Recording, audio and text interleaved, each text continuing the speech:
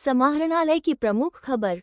वृद्धाश्रम में बुजुर्गों को मिले सुरक्षित और स्नेहपूर्ण माहौल। जिला पदाधिकारी ने कहा, असहाय महसूस न करें बुजुर्ग, परिवार जैसा वातावरण दे संस्था। सहारा वृद्धाश्रम में सुधार नहीं तो होगी सख्त कार्रवाई। निरीक्षण में पाई गई कमियों को 1 सप्ताह में दूर करने का निर्देश। सुधार नहीं होने की स्थिति में प्राथमिकी और कॉन्ट्रैक्ट रद्द करने की चेतावनी। नारी सुरक्षा का संकल्प अभियान, जिला स्तरीय टास्क फोर्स की बैठक संपन्न। कार्यशाला का भी हुआ आयोजन। महिला सुरक्षा प्रशासन और समाज दोनों की जिम्मेदारी। जिला पदाधिकारी। नारी सुरक्षा अभियान की सफलता हेतु वृहद वर्कशॉप और जागरूकता कार्यक्रम होंगे आयोजित। आत्मनिर्भरता की ओर एक बड़ा कदम, शुरू हुआ जीविका निधि साख सहकारी संघ। जीविका दीदियों के लिए नई सुबह। पीएम मोदी ने लॉन्च किया उनका अपना सहकारी बैंक। सशक्त हुई महिलाएं, जीविका बैंक से मिलेगा वित्तीय संबल। अब आगे विस्तार से। बेतिया है बेतिया से। प्रधानमंत्री नरेंद्र मोदी ने आज वीडियो कॉन्फ्रेंसिंग के माध्यम से बिहार राज्य जीविका निधि साख सहकारी संघ लिमिटेड का शुभारंभ किया। इस अवसर पर बिहार के मुख्यमंत्री नीतीश कुमार एवं उप मुख्यमंत्री भी वीडियो कॉन्फ्रेंसिंग से जुड़े रहे।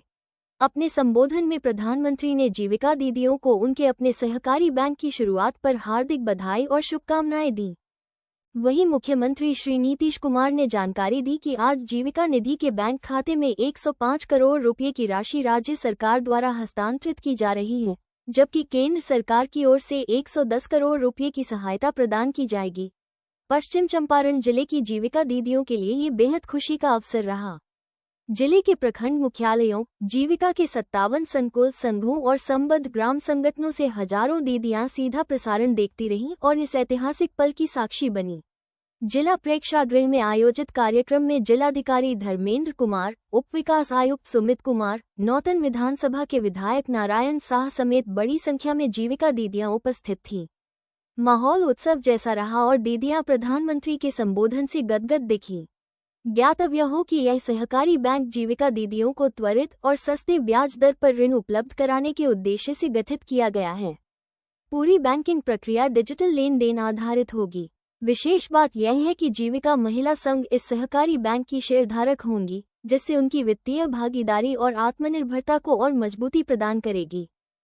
माननीय मुख्यमंत्री बिहार, उप मुख्यमंत्री बिहार एवं अन्य गणमान्य अतिथियों का भी स्वागत करता हूं।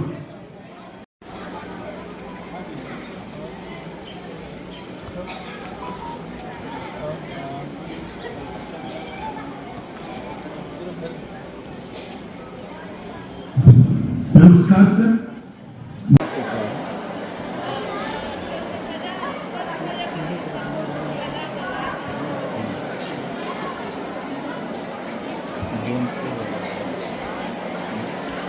पटना बिहार हाँ